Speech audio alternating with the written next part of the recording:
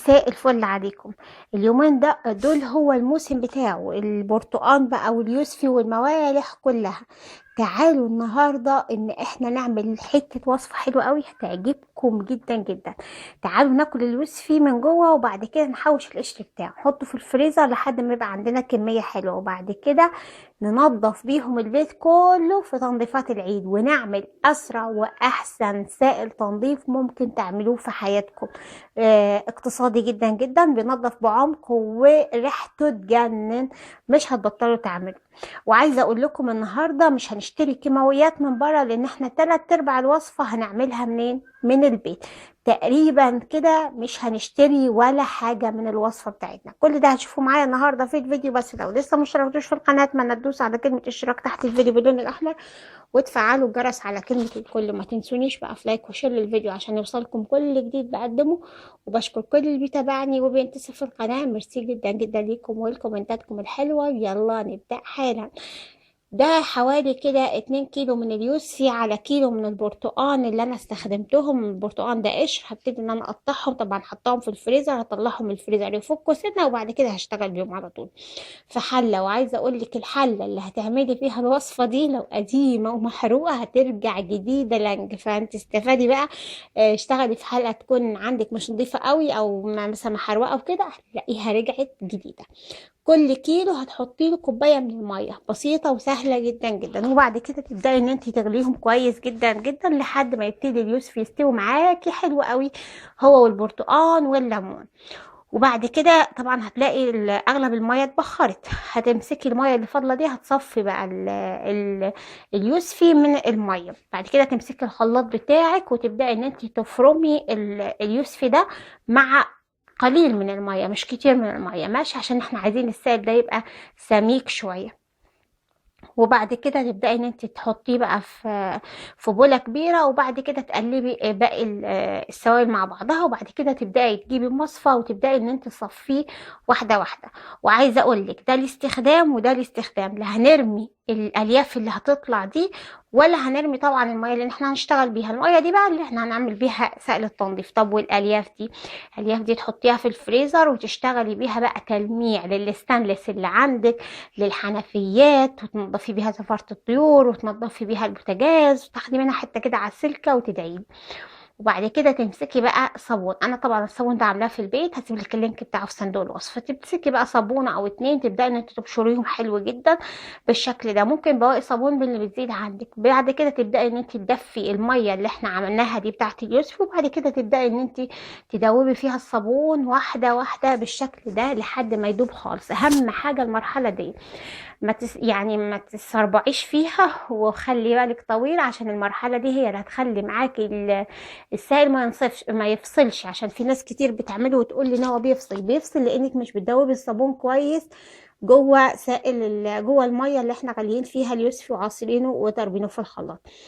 واول ما تدوبي الكميه كلها بالشكل ده تتاكدي ان هي ما فيش اي باقي صابون خالص. انا مش عايزه اقول لك تضربيها في الخلاط ولا في الهاند بلندر، انا بقول لك اشتغلي اهو بالمضرب اليدوي. بعد كده بتغطيها وبتسيبيها شويه، هتلاقي بقى ان الكتله دي تقلت. يعني بعد ساعة او ساعتين كده هتحسي ان هي تقلت. اول ما تتقل معاكي هتبدأي ان انت تجيبيها كده وتحطيها على باقي السائل اللي انت عملتيه، اللي انت ما اشتغلتيش بيه، وتقلبيهم واحدة واحدة بالشكل ده لحد ما يدوبوا كلهم في قلب بعض بالشكل ده.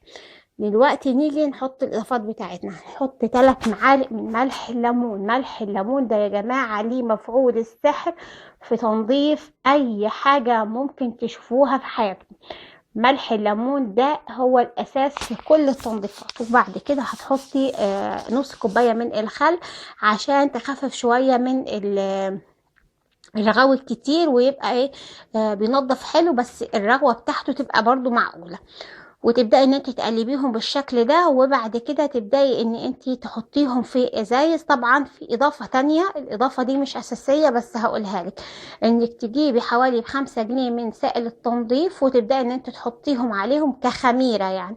وبعد كده بقى جربي احلى واجمد سائل تنظيف. تعالوا بقى الوصفة التانية، اللي بما ان احنا داخلين على عيد ولقيت اسعار الشاور جل غالية جدا وعلى ايه احنا ممكن نعمله في البيت. جبت بقى الصابون اللي عندي وبدأت ان انا احطها في مية بالشكل ده، مية مغلية، وبدأت ان انا اسيبها خالص لحد ما بدأت ان هي تتقل. طبعا انا دول بواقي صابون متنوع، يعني كل الصابون اللي عندي براوي زي ما بنقول عليها، وحطيت عليها حوالي كده لتر من المية المغلية، لازم المية تكون مغلية، وسبتها في الحلة كده لحد ما ابتدت ان هي تتقل. بسيبها قد ايه؟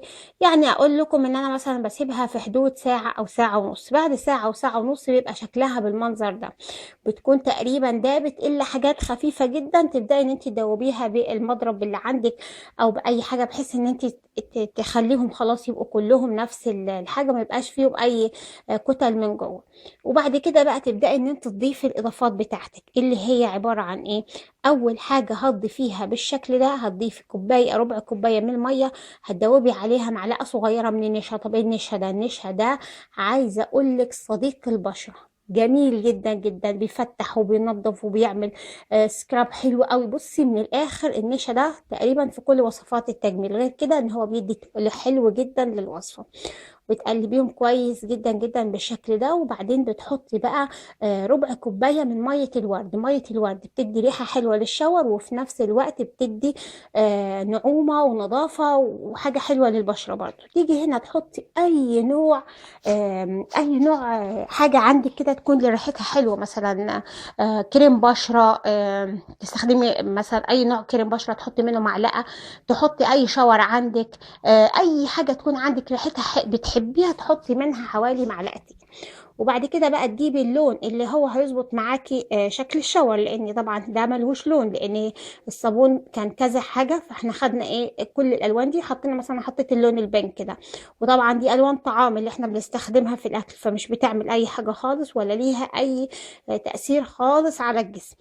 وبعد كده بنقلبهم كويس وبنسيبهم لحد ما يهدوا خالص، علشان خاطر لما نيجي نعبيهم في ازايز تبقى الرغوه هاديه.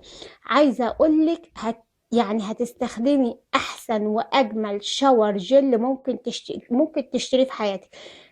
اقتصادي جدا وبيرجع حلو جدا وطبيعي قوي قوي. وممكن بقى تزودي عليه الحاجات اللي انا هقولها لك، تزودي مثلا عليه معلقه من زيت جوز الهند، معلقه من زيت الزيتون للتنعيم، بيبقى حلو قوي قوي. وكمان ممكن تزودي عليه جل الالوفيرا او جل الصبار، ده لو عندك اي مشاكل او حساسيه من الكريمات والحاجات دي، عشان ده بيهدي خالص. وكده يبقى انت عملتي وصفتين في وصفه واحده، والاتنين احسن من بعض.